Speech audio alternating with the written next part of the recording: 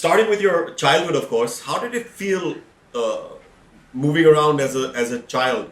First, of course, you grew up in Vancouver, and then you shifted to Hawaii, and then again, of course, you is Singapore also like a semi-base, or you just keep coming and going? So how was the whole growing up period of shifting around? Did it feel a little, because you must have made some friends, of course, in Vancouver, and then shifting to Hawaii? Was it tough or was it easy? It was actually not that bad because, the most important thing to me was that my family was traveling together, and as long as I had them, everything was great.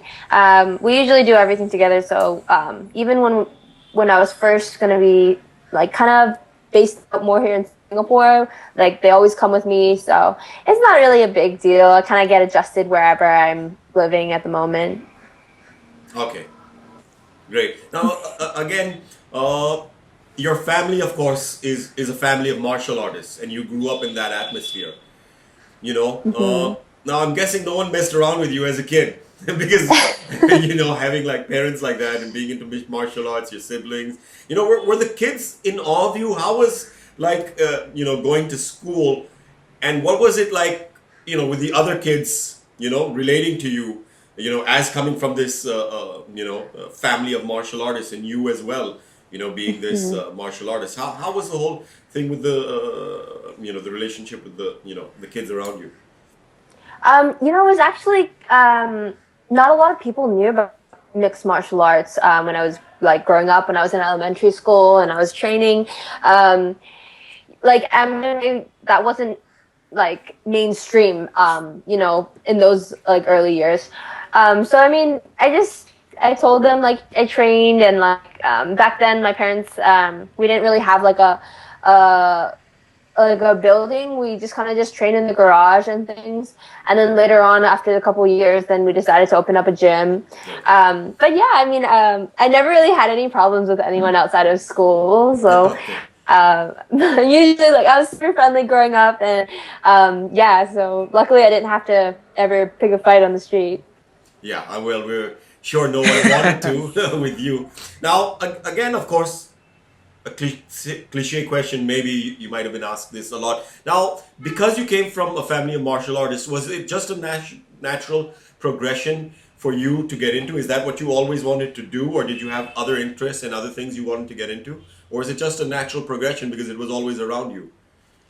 Well, the thing was, okay, so growing up, like, training in martial arts was just, it was a natural, it was kind of part of our lifestyle because my parents were teaching, and so I trained.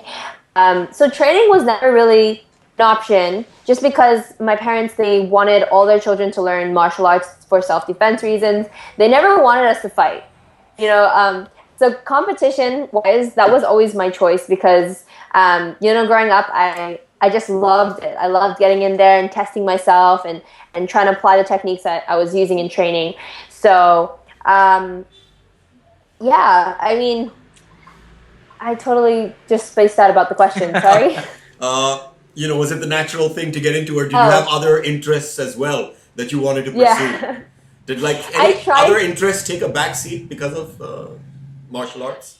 No, I mean, like, I don't think I'm very good at any of the other sports, actually. I tried soccer for a bit in middle school, and then I tried a season and it didn't really work out. So I was like, you know what, I think I'm just going to stick to what I'm good at, what I've been doing since I was little. So, yeah. Okay. All right. So the next natural question would be, you have background in wrestling, you have background in Taekwondo. So how did you get into, you can understand about Taekwondo, but how was the wrestling stage? Like, when did you start wrestling? How was the entire progression from martial arts to something different, which is, grappling and wrestling? Mm-hmm. Actually, my parents have the Taekwondo background, and then they transitioned into MMA. I actually only wrestled for 2 years in high school. Growing up, I did a lot of pankration and a lot of, like, I guess I competed in a lot of different styles of tournaments, which is like kickboxing tournaments, like grappling tournaments. And so all of that kind of helped my MMA game develop. So I was really lucky growing up to be exposed to the early stages of MMA and the transitioning from the stand-up to the ground. So yeah, I mean, Oops, sorry. Right. no, it's okay. Right. So, you talked about pankration. I was about to bring that up as well. Pankration is something that, you look at a lot of Russian fighters, a lot of Kyrgyzstan fighters, people from that area are really good in pankration. So, how did you get into pankration, and how did it help you transition from that to mixed martial arts? Yeah, I mean, it's true. You know, it's mostly known for it being in the world, but in the States, I'm really grateful that I competed in majority. Or I grew up training Pankration style because it's the closest thing to MMA. Right. I mean, the rules are modified because I was a junior and things like that, but yeah, I think because it incorporates everything, like the striking, the wrestling and takedowns, and the submissions on the ground, it just was very natural to transition to MMA. I totally, sorry, what was the question again? How easy was it for you? I think you need your dose of coffee for the morning. I do need coffee. Oh, that made it not easy. I mean, I went when I was about 15. That's when I qualified as a teenager, and actually on the women's team for Pankration Nationals. And then me and my brother, we flew over to Greece. We competed 2 years, once in Croatia. And that was our first time, like, on a world level, seeing all these different competitors from around the world. It was really an opportunity for us, and kind of what sparked our interest in pursuing the career path of MMA. Right. Now, do you see yourself moving up a weight class, or are you comfortable at atom weight? I really like this division. For me, where'd he go? Wait. Oh, he's still yes. there? Okay. I think he's still there, but he has a little problem with his video, I suppose. Okay, yeah, I really like the division I'm in. I think that, I feel very comfortable here. Of course, I don't want to be that champion who's just going to win the title and jump to another division right away. I want to solidify myself as the champion in this division, and who knows, in the future. We're not taking any names, of possible. course, to who you're alluding to.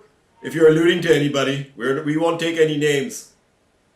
No, I'm not. I'm not. Okay.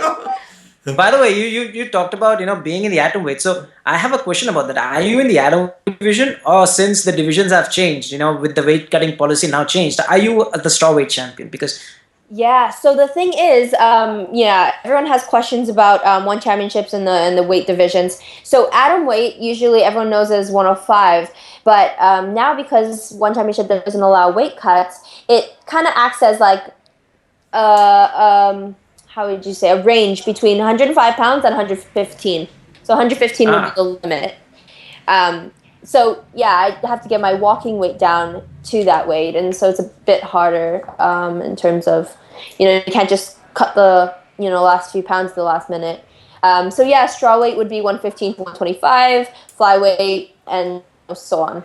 So right now, since you talked about the weight cutting policy and one championship not doing that anymore, is your training weight at 115, or what's your walking weight and what's your training weight? Also, sorry, I'm just going to add something there. Is what's your take on this new policy and the whole weight cut issue? A lot of people missing weight. So what's your take on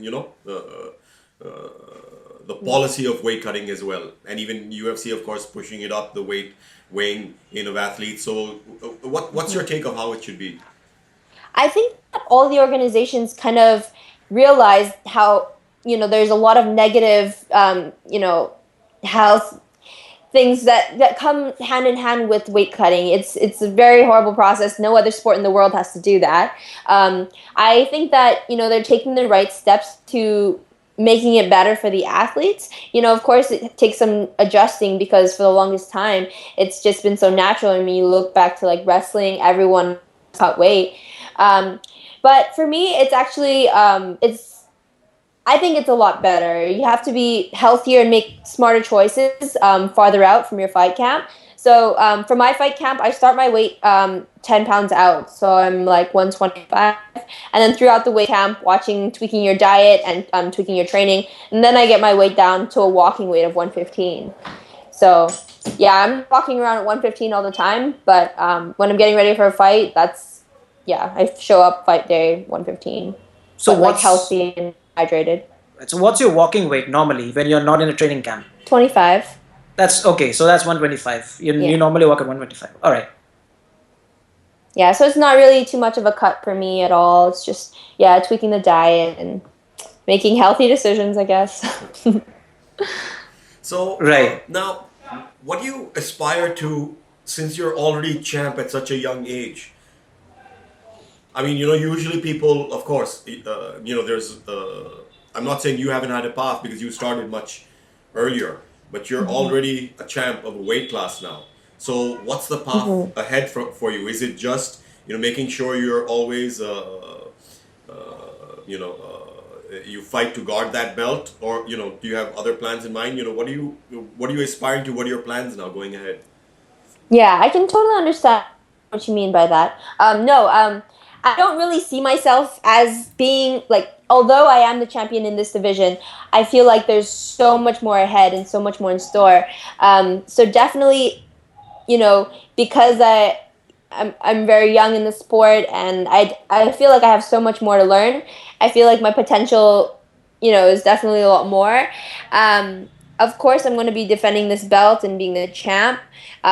Thinking of maybe in the future, I don't know, who knows? I definitely want to do a lot more, and I don't really want to give it all away right now because, but don't worry, I'm very ambitious and there is a lot more in planned. I've been telling everyone 2017 is going to be a very big year for myself and also for my brother. So we're really excited about that. We're really hungry and really all we want to do is just get more fights. It's like our passion and what we love to do. So and also, right now, sorry, I just want to add another thing related to that. Is it kind of, I don't know if worrying is the right word, but is there some kind of pressure on being undefeated? You know what I mean? It's like having that unblemished record, and is that another kind of pressure of keeping it that way? Yes, but I think also as a champion, sometimes, a lot of times what they say is it's a lot harder to get there than to stay there. Or a lot harder to stay there than to get there because you're always hungry, you're trying to work for it, and sometimes when you finally get to that destination you become complacent and things like that. So the thing is for me, my mentality going into it is just to be like, keep fighting, as if you're fighting for the world title, because every time that you are defending that belt, you could possibly lose it, someone could take your place, and you don't want all that hard work to be for nothing. So definitely, it's a different mindset. I think my first title defense next year is going to be, a really big step for me, a really big test. And, I'm going to be preparing very hard for it. So. Right. So before, you fought against Natalie Gonzalez and had that amazing twister submission. Now, I've seen a lot of submissions in my time, but that has to be one of the best submissions. So I just wanted to ask you about your BJJ game as well. So how did you evolve in that department on the ground? Having a wrestling background obviously helps, but sorry, go. So I just want to talk about your BJJ. Growing up I did a lot of grappling, not necessarily jiu-jitsu in the gi, but I'm a really big fan of no-gi grappling, submission grappling. So it's something that it's, I don't know, it comes kind of second nature for me, doing it so much. I think it's just practice and repetition. Everyone's like, wow, it's such a rare twister move. But any submission, if you drill it enough times, it becomes natural. So, before I was about to fight Natalie in the locker room warming up, I was actually drilling that many, many, many times on my brother Christian. And so as soon as we got to the ground, I was I knew exactly what I wanted, and I was going for it. So it was, I'm really happy about that fight. It was definitely one of my favorite submissions. Right. Now, after that, you also fought Yamaguchi, who's a big step up in competition as well for the title. So how did that feel? Beating a veteran in the game for the one championship. How did that moment feel for you? That was just an amazing moment, and it feels like it's been a long time ago, but it's hard to believe it's just earlier this year. I think it was just, of course, going into the fight, I never wanted to drag it out and go to a decision. I always try to finish my fights as quickly as possible. But I'm really glad that, the fight happened the way it did, because I felt like I learned so much more from it, because I went all five rounds. She is an amazing opponent, and I'm really grateful that we got to match up, because I have so much respect for her, and after the fight you could see like we both had a lot of sportsmanship for each other. So I think that we really showed the world what women's MMA can be like, and yeah, I think definitely, hopefully it was like a step in the right direction, for women's MMA. Right. So I'm just going to get a little a question in, because you spoke about training with your sibling as well. So were you training with your sibling when you grew up as well, your brother? And was there any of the brother sister, beating each other up kind of thing? And was there any kind how was that? Yeah, Christian. So Christian, he's 2 years younger than me, and we practically grew up training partners, best friends. We're really, really close. So me and Christian, we have a really good relationship. But of course, we're gonna have some quarrels here, but nothing too serious. So it never got into like BJJ or grappling matches or anything. No, but we did have to face each other in a couple tournaments, growing up. Right. And now, when we talk about the youngest MMA stars, the fastest rising MMA stars, you ask a casual MMA fan and they take three names. And one of them is you. You have your Sage Northcutt's, you have your Paige Van Zandt's. But, you are the fastest rising star in MMA in Asia today and in the world. So how does that feel like? I mean, does that add extra pressure for you? Being so well known when you go out, things have changed so drastically. You are the highest paid, youngest MMA star in the world. So how have things changed for you? Honestly, yeah. I mean, now that you just kind of dished it all out like that, it's not something that I think about on a daily basis. It really isn't. I live my life each day thinking I'm the same that I was like a year ago, 3 years ago. I think that's the key to really staying humble, staying successful. Is just not letting all that get to you, because sometimes it can kind of be poisonous. But I'm really grateful for where I'm at right now, and I have so much to be thankful for. I mean, I didn't get here on my own. There's definitely a lot of people supporting me, my parents making a lot of sacrifices, and all my coaches. So I think, it's really cool. I'm just really enjoying the whole thing, enjoying the journey, meeting all these new people. And really what surprises me is like how many fans I've had in the world. Like people contacting me from social media from like, I don't know, places I hadn't even heard before. And like they're saying, oh, I've seen you fight, you're so amazing. And that's just really like, it really touches me, and it makes me just want to fight more so I can help influence more and more people. Well, talking about fans, you have a lot of fans in India as well. And we have a question from one of them for you. His name is Shehzad Ansari. And he sent it to us in Hindi. I'll translate it for you exactly as he sent it.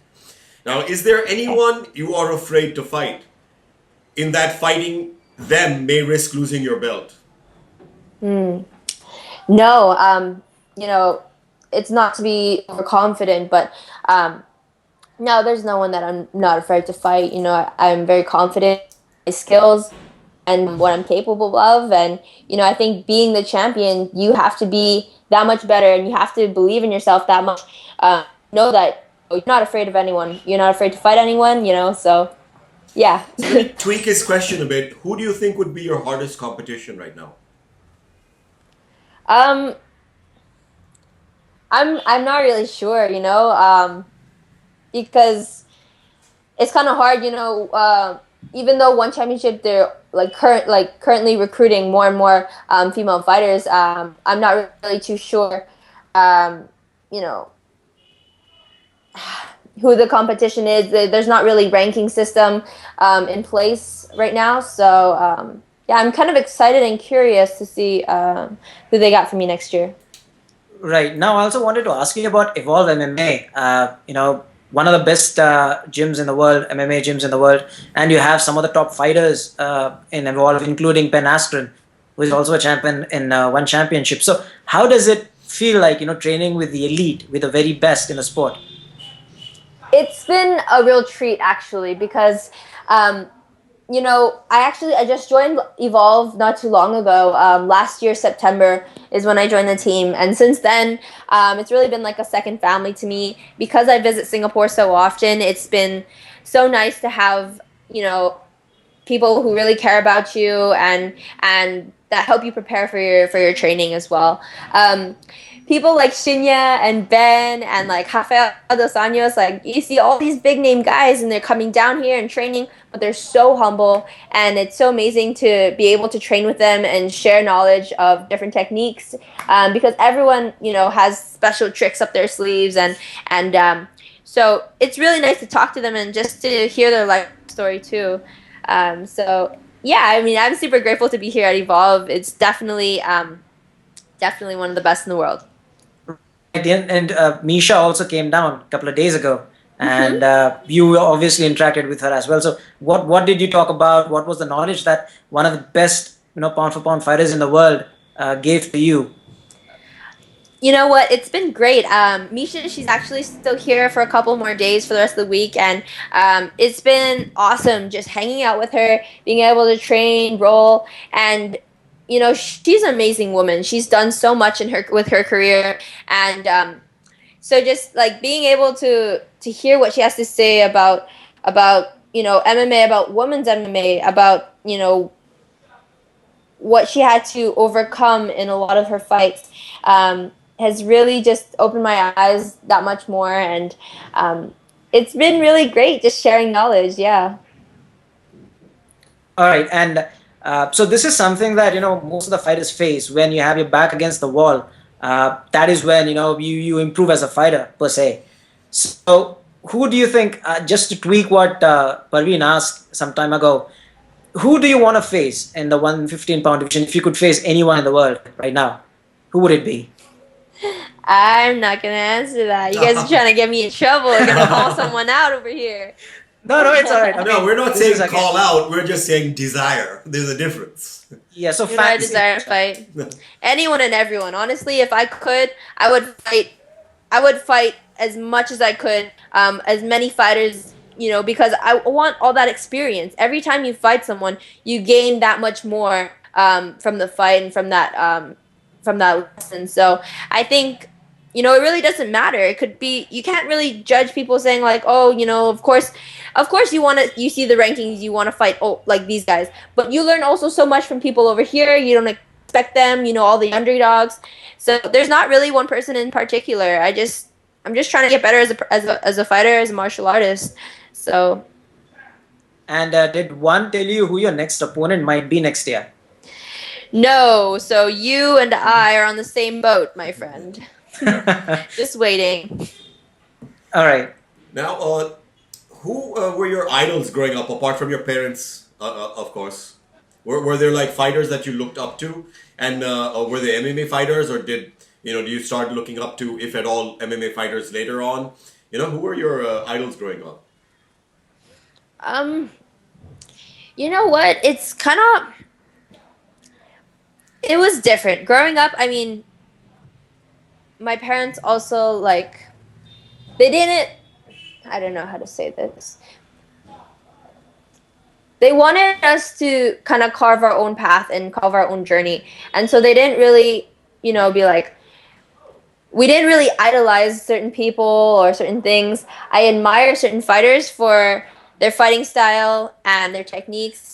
Of course, I like the fighters that are very explosive, that work to finish. But So let me tweak that then. Who are the fighters that you admire? Okay, all right, that's better. Yeah. One of the fighters that I really admire and I really love to watch, he just fought actually, is Demetrius Johnson. Yeah. I think he is an amazing champion, and I was so impressed with his fight and his will to overcome circumstances and just always come out on top. He's definitely one of my favorite fighters. Right. So just elaborating on that, how daunting is it for a fighter when you go to the ground, especially, or when you're trading standing? At a point, for example, in the first round, Demetrius got caught in a choke. and still he was able to get himself out of the predicament. So how daunting is it for a fighter when you find yourself in such a situation? So, you just gotta stay calm. You can't freak out. The moment that you freak out and you freeze up, that's when it can sink in. So you just gotta keep thinking like, oh, for me, what I keep thinking is if I get in a bad situation, I just automatically think, how am I gonna work out of this? What's the solution to this problem? And that's your best chances. Honestly, you can never be like, oh, this is the end. That's when you tap. That's when you go to sleep. Right, and you also train in Hawaii. So when you come down to Singapore, when you come down to other countries in Asia, do you feel that because going to a different country usually although it's not a different altitude, but still it's you take time in acclimatizing to that particular climate. So what is your take on that? Has it been easy for you till now? Did you face any difficulties in that department? I've been this whole year has been crazy with the traveling. I'm living in Hawaii, but I travel so much to Asia. I feel like half my time is spent over here. Usually I try my best to come out earlier before the fights to get adjusted to, if I'm flying, I usually go to Singapore first, and then from Singapore I will fly out to Jakarta, Malaysia, and it's easier once I get in Singapore because it's a shorter time to fly to the other countries, and I'm already Singapore is so humid. I think if I can hang out over here, I can I'll be good anywhere else. All right. Now, when you're about to face an opponent, do you specifically plan and strategize for them, or are you more focused on your strong points, or how do you plan for a particular opponent, if at all? It's actually a little bit of both. So as soon as I find out who my opponent is, of course I do some research. I like to see what their record is, how many times they fought, who they fought, and watch some tape on them just to see, kind of what their tendencies are. You don't want to overanalyze and kind of assume what they're going to do because, nothing happens according to plan. But as soon as I see who my opponent is, I talk it over with my coach. We watch the tape together and we try to find like some kind of game plan or strategy that would work best against each different opponent. Of course, nothing in the fight is ever going to go according to plan, but it's nice to sort of have some sort of strategy in place. Right now, I just wanted to ask you one other question as well, particularly for your last fight. You're facing a veteran, and it was going deep into the 5th round. So how big of an advantage is it to have someone from Evolve MMA in your corner? Because you have the best in the world, the elite at that point. So how big of a difference is having such people in your corner as your cornerman? It's definitely gives you a lot of confidence. I haven't really talked about it much, but for me, the most important people in my corner is always my family. My dad and my brother, though. I mean, they've been with me since the beginning, and trusting them completely, especially when it comes down to a 5-round war. And sometimes, it's really key who you have in that corner telling you, what's going on in the fight, because sometimes you kind of just misjudge and you lose track. So definitely the training beforehand helped me prepare. I was actually ready to go another round after the 5th. I didn't realize that it was the end of the fight already. But man, it was a good time. It was a good time, but hopefully it's the only time I have to do that. I don't know. And how big of an influence was your cardio and conditioning, with your grappling and wrestling background? How big of an influence was that in you going all 5 rounds for the first time? Yeah, we definitely had to change up the training, because beforehand I would be just training for 3 5-minute rounds, but then 5 5-minute rounds does make a difference. So all the training and preparation was to that time, so that we'd be more than ready if we had to, and luckily we did. So. All right. So, Akhilesh, you have anything else? One last question. Okay. Do you have any plans to come down to India? Because I have heard a lot of fighters saying, hey, so get me down there. Is there something that you would want to say? Do you want to come down to India anytime? And, if so, how, when, where? Of course. I think, the best part about this job is being able to travel the world. And there's so many places on my list that I have yet to go to and visit and maybe even fight in. So we'll see. Who knows? Could be in the possible future. Right, and one championship recently said they would be, coming down to India in 2017. Did you hear anything about it? Do you know anything about that as well? I believe they just released. They're just releasing today. Their full schedule for 2017. So I'm gonna totally take a look at that. Hopefully, very soon. I would really love to visit. So Alright. to end, do you want to send out a message for your Indian fans, of which there are many, many? I would just want to say thank you so much for all your support. I really hope that I can come down and get to meet all of you one day. I would absolutely love that. But in the meantime, thank you for all your support and your love over social media. I really appreciate it. All right. Thank you, Angela. We'll talk to you again soon. Thanks so Thank you much. so It was lovely much. talking to you. Thank you. Cheers. It was lovely. Bye. Cheers, guys. Take care. Bye. Bye. Hello and welcome to the MMA India Show. This is your host Parvin Dabas, and we have with us Indian MMA guru Akhilesh Gannavarapu. Hey Akhilesh, how are you? I'm doing very well. Thank you for having me once again. So it was great to have you on once again. And we just had two really good interviews with Angela Lee and Tonya Evinger. Yes. It's great to talk to two champions of their divisions.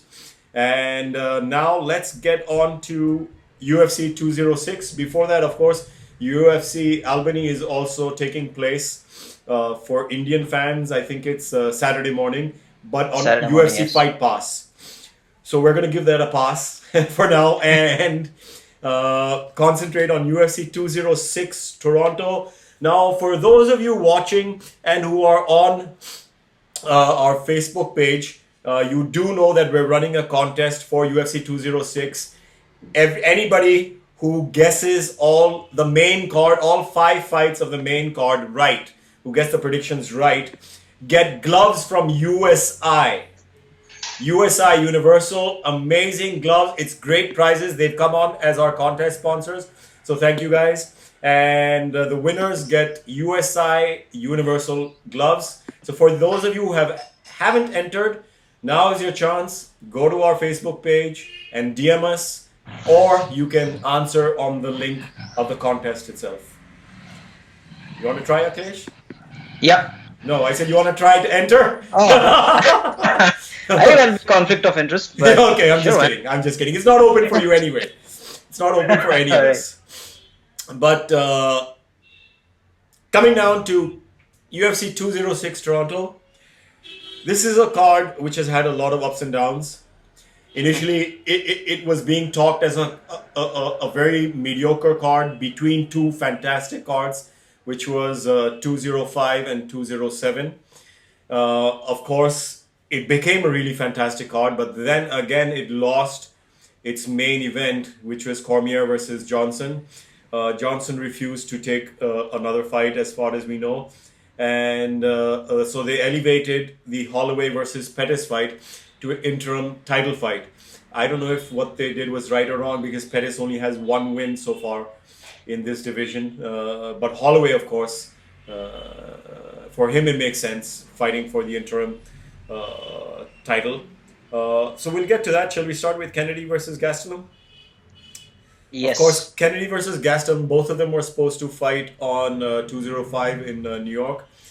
Kennedy wasn't able to because Rashad had a problem with his medical, and Gastelum had a problem with his weight. So now, of course, Gastelum was supposed to fight Cerrone, and now both of them are fighting, of course, different opponents though. Gastelum, Kennedy. I think Kennedy is a really tough warrior.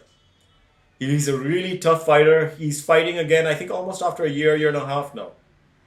Yes. Right? And his last opponent was... Your stats are better than mine. Yeah. I really don't remember. Okay. Well, then again, your stats aren't better than mine. Give me 1 second. Let me just find out from my magic. 1 second. This is what the internet is for. The internet of all things.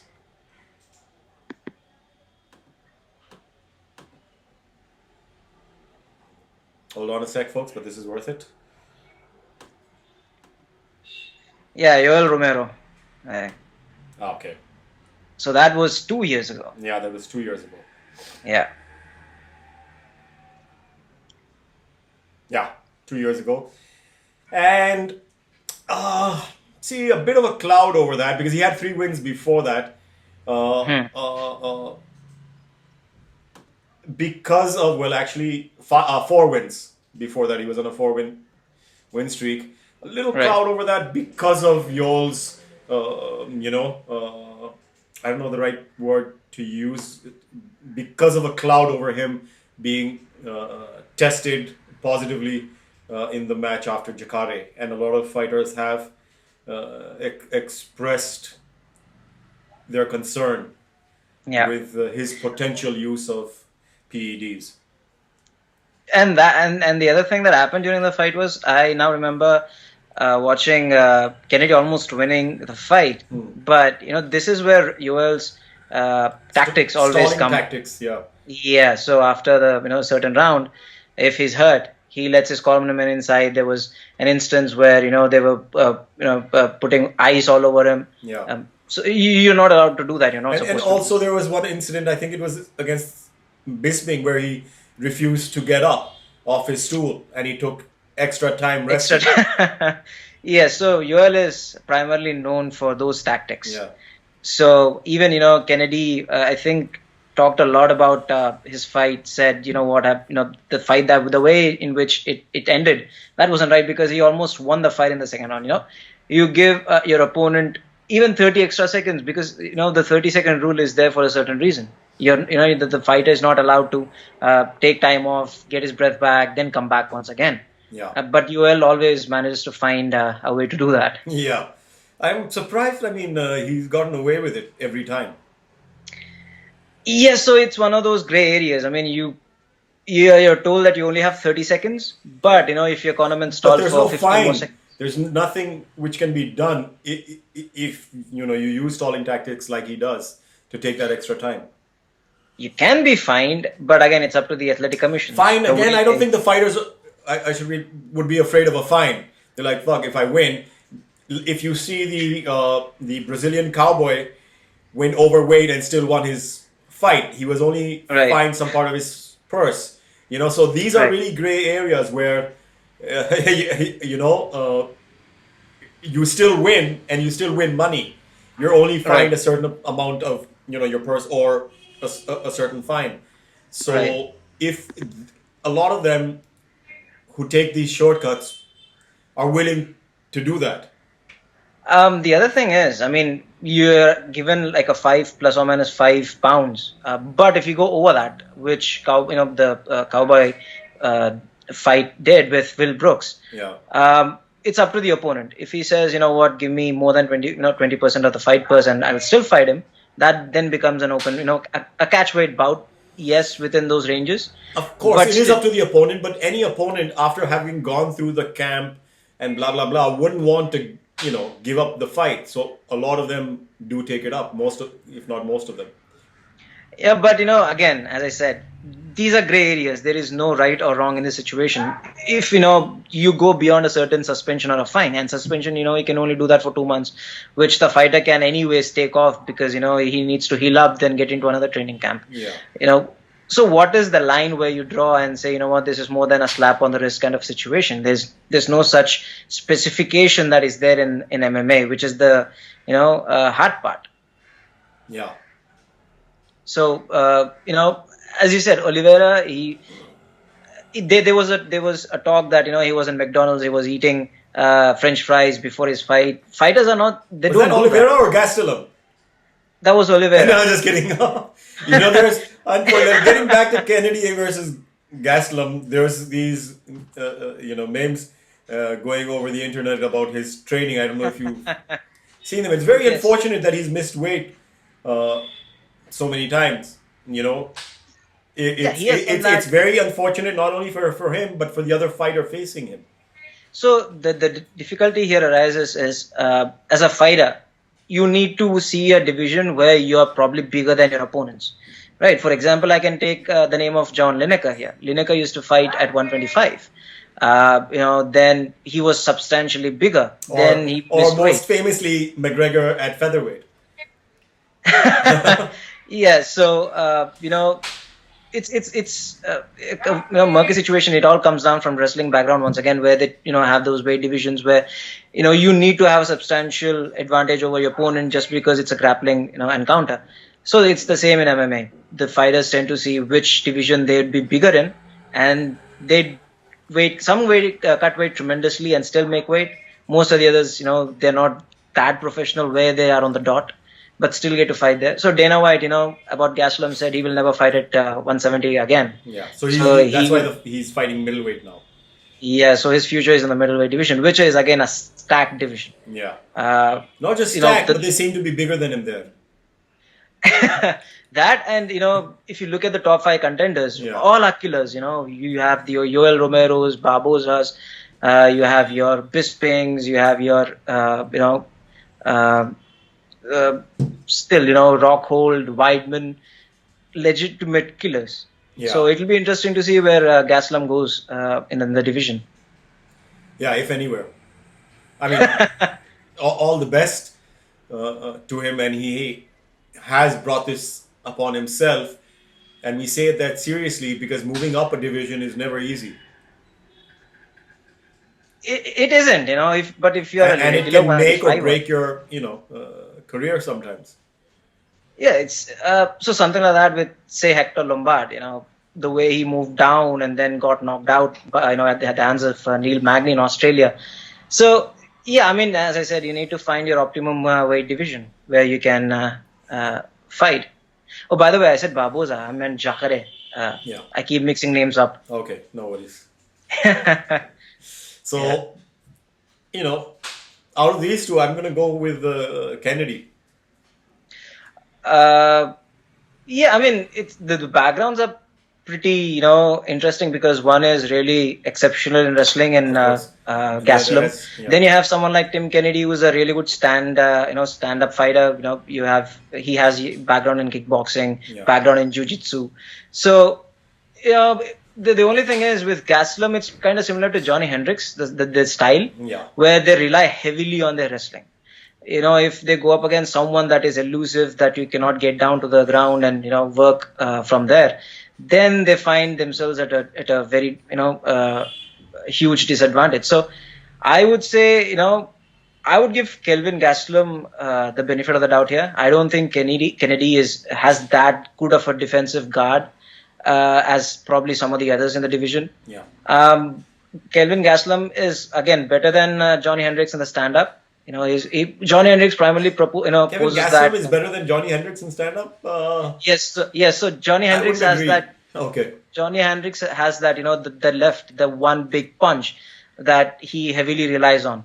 But, if you look at the slick combinations, and that is where, Hendricks found himself in a disadvantage against someone like Stephen Thompson. Yeah. So, Gastelum, doesn't have that great of a stand-up, but still, I would say he's better than Johnny Hendricks in that department. So, this will be interesting. I would still give it a win for Gastelum here. Okay, well, maybe we should have a bet on the side then. Anytime. Side bet. Well, moving on to Swanson and Choi. I really like Cub Swanson. He has so much positive energy. He's such a good fighter. Unfortunately, he was on a win streak, and it was halted, of course, and we haven't seen much of him since then. Cub Swanson is one of those guys that you would love to watch fight any given time. He's a violent fighter. That's how I'd want to call him. He's similar to your Diego Sanchez, who really loves to get inside the octagon and fight. Yeah. And his last fight, the problem here is he is in a division once again which has killers. That is the only problem. If you look at his previous 2 losses, I remember him losing to Frankie Edgar. Yeah. And, so, I mean, you're talking about some of the biggest names in the featherweight division ever. Yeah. It's not just in the UFC at the moment, but in the world. Yeah. So he found himself in such a predicament where he faced Holloway, I think, Frankie, and he lost both of those fights. But then he built on a couple of wins over that. So Yeah. Cub Swanson, again, as I said, one of those guys that I would love to watch any time of the week. Yeah. He makes for a great watch. What about Choi? I don't know much about Choi. Do you want to enlighten the viewers a little about Choi? Sure. So he is one of those, again, prototypical Asian fighters who are really good on the ground. So with judo, with kenpo, with all of these, you have your stylistic stand-up backgrounds. Yeah. Then you have your judos, your jujitsu, your Japanese jujitsu, which is big in Asian continent. So he is one of those prototypical Asian guys who can really handle himself on the ground, but with his background in stand-up, he makes for an exciting watch. But he primarily has those combinations, the pace that you resonate with the Asian fighters. So Cub Swanson, again, when you talk about the stand-up department, standing game of both the fighters, you do not want to stand and trade with someone like Cub Swanson. Yeah. So this is where I think his effective ground game would come in. So that is what I think would be the game changer for Choi. I mean, if he wants to I won't say Cub Swanson is not that great on the ground, but that is the one department that I can see him exploiting. Where he can falter, okay. So you're going to go with Choi? No, I would never bet on. Never bet against Cub Swanson. Okay, great. So we're gonna both go with Swanson then. Though a lot of people, who are taking part in the contest have gone with Choi.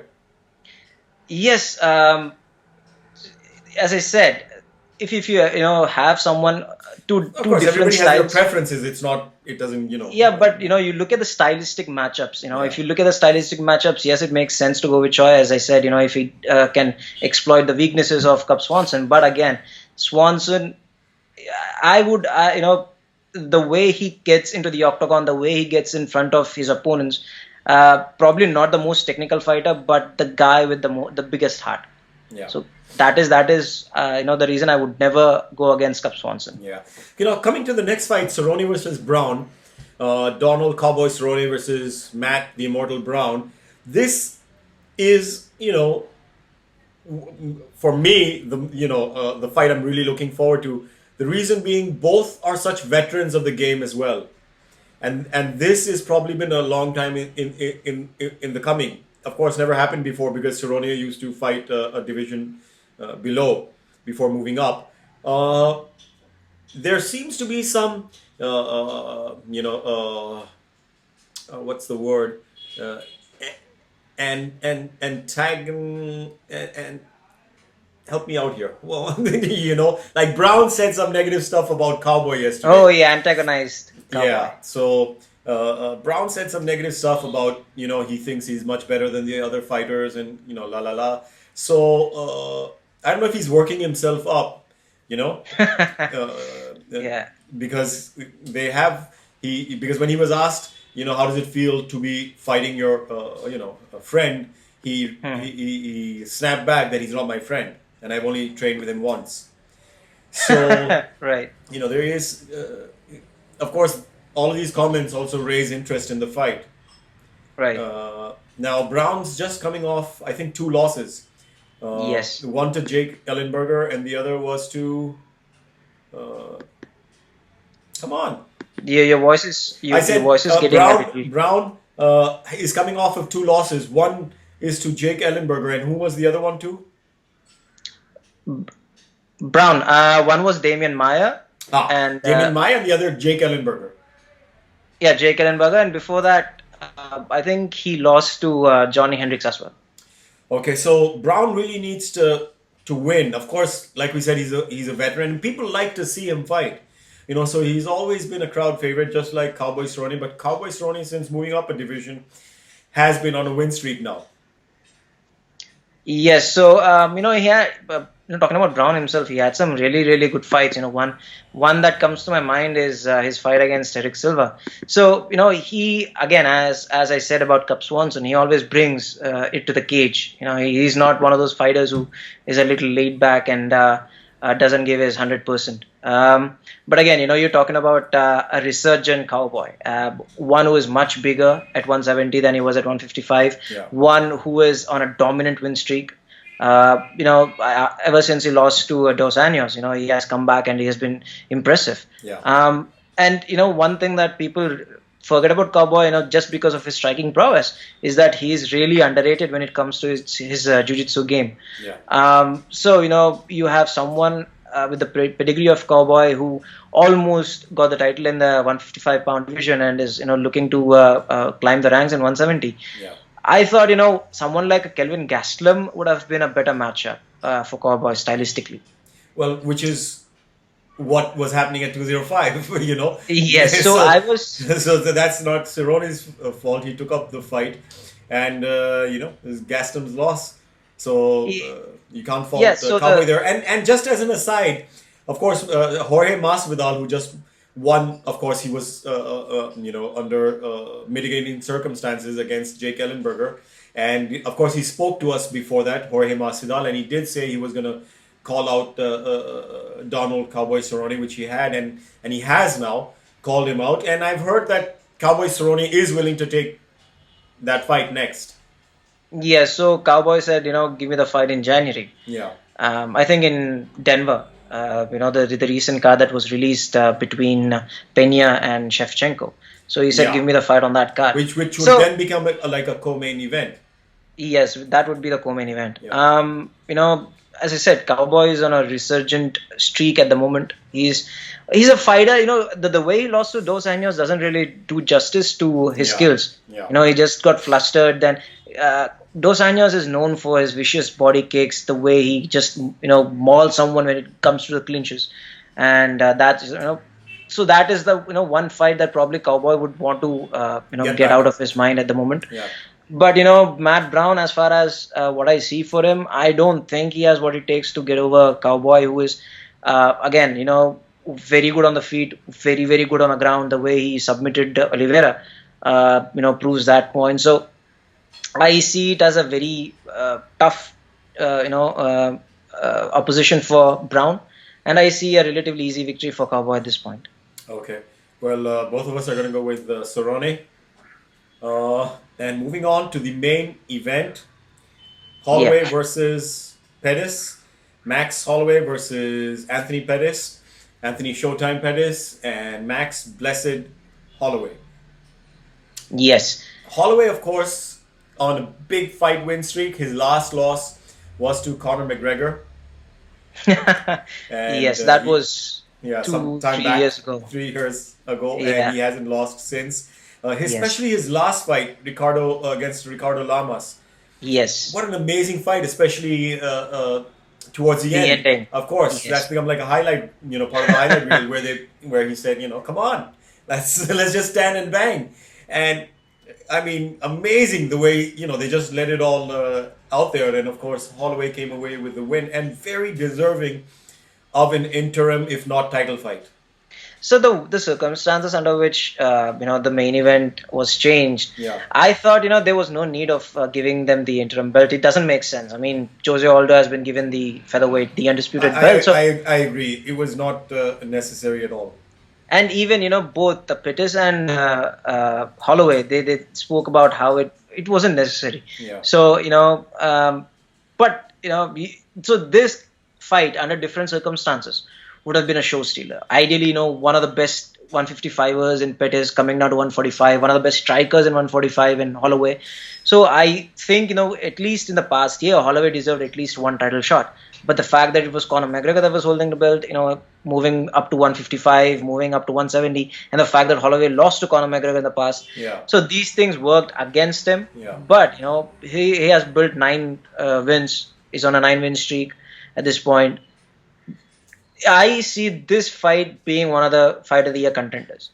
You talk about Pettis and his striking, but at the same time is very effective in his jiu-jitsu as well on the ground. So and Holloway, again, no slouch when it comes to ground game, but the one thing that he's known for are his stand-up trades. So as I see it, a lot of people are interested or invested in this fight because this is between two of the best strikers in the game today. The interesting thing is the last fight, Pettis, when he made his featherweight debut, he going into the deep ends, he looked out of his wits at some points because it was reported that he had a terrible weight cut. And I talked to Pettis during the 206 call where I asked him, and he said, you know what, man, probably, I did not take it as seriously as I should have. I did not understand how hard or how difficult it would be for me to cut down from 155 to 145. Yeah. But this time around, I have my dietitians with me. They have been traveling with me for the past 10 weeks. I have my weight in check. So he told me during the call that, he was walking just in his training weight. So that won't be around more than 10 pounds going into the fight week. So for any fighter, losing those final 5 to 10 pounds isn't that difficult. As much as it is, to maintain that 155 training weight going into the fight week. But he only has one win in this division, and he came off a 3 fight losing streak at lightweight. Even though, of course, the champ, due respect to him. Do you think after just one win, he deserves to be fighting for an interim belt? That was my main, of course, ex-champ. So, full marks to him. I think that did play, a factor in the fact that he's fighting for the interim belt, as well as, of course, marketing factors that they needed to make the headline event a fight for a belt, even if an interim belt. But I think it's almost, sometimes I find it almost disrespectful to fighters, where they maybe they don't want it as well. Nobody wants to fight for a fake belt, So I actually feel that they find it disrespectful as well sometimes. You look at the UFC's perspective on this. This is UFC 206. They're going back to Canada after a long time. Many people thought it would be the return of Johnson Pierre to the UFC. That did not happen. They thought it would be Daniel Cormier and Johnson for the title. That didn't happen. So they had to do something to sell the numbers. I agree. I'm not saying that. I'm not, overlooking their view. Like I said, it is a marketing point of view, and they have to sell the fights. They have to, give it that gravitas. So, fair enough. I'm just saying sometimes I wonder if the fighters themselves, feel, because if he beats Holloway, then I would think he would say, yeah, give me. You can look at this as instead of looking at this as an interim title, you can look at this as a number one contenders fight, and that is what I'm looking at it, and I think that is what it was.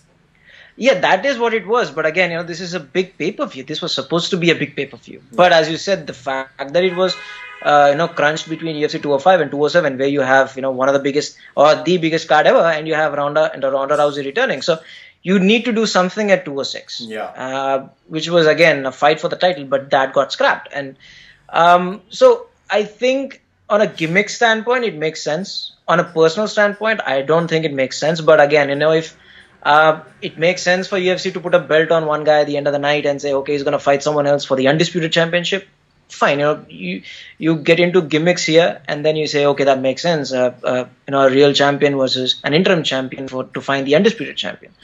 Yeah. So if you look at things that way, yeah, storyline wise, gimmick wise, makes sense. But just the fact that Pettis, as you said, is coming of just one win. He lost 3 decisive fights. His fight against Barboza, where he got outclassed by Barboza.